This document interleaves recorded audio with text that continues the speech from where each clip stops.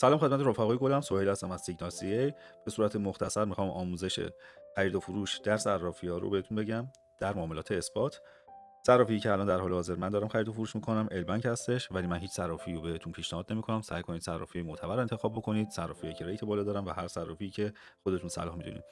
دلیل اینکه من البانک رو انتخاب کردم اینه که بچهای ایران در حال حاضر بیشتر دارن ازش استفاده میکنن به خاطر خدماتی که به ایرانی‌ها میده و وریفای آسونش. بریم سراغ بچه‌ها آموزش. قسمت پایین که نگاه میکنین ترید زده.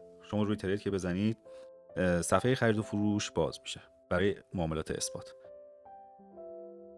در قسمت بالایی جفت ارزتون رو میتونید انتخاب بکنید که الان روی اتریوم هست. مثلا من ARB رو انتخاب میکنم یا بیت کوین رو انتخاب میکنم که حالا همه میشناسید. بیت کوین رو انتخاب میکنم.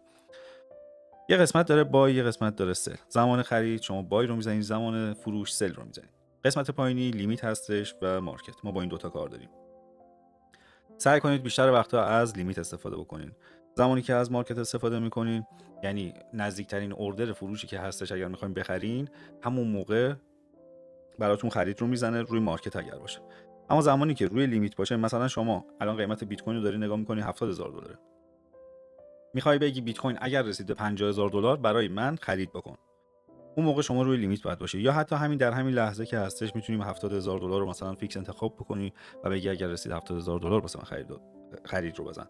چون زمانی که شما داری مارکت خرید میکنی، اینو باید توجه داشته باشی که نزدیکترین اوردر رو برای شما خرید میکنه. شاید مبلغی باشه که شما قیمتی باشه که شما دوست نداری. ما از لیمیت استفاده میکنیم در حال حاضر. پایین شما مقدار واحدی که میخوای خرید بکنی انتخاب میکنی. میتونی شما وارد بکنی یک بیت کوین من میخوام خرید بکنم. میتونی بگی مثلا 10 تا بیت کوین میخوام خرید بکنم. در این قسمت وارد میکنیم. در قسمت پایینی شما میتونی اگر این نوار رو بکشی عقب و جلو، میتونی انتخاب بکنی که به صورت درصد، میگی من 8% میخوام انتخاب بکنم، میگی من مثلا 20%، 25% میخوام خرید بکنم. از این نوار میتونی به صورت درصد انتخاب بکنید. نوار پایینی شما میتونی مبلغ بزنی، میگی آقا مثلا من $100 دارم، میخوام فقط $10 از این $100 من خریداری بشه.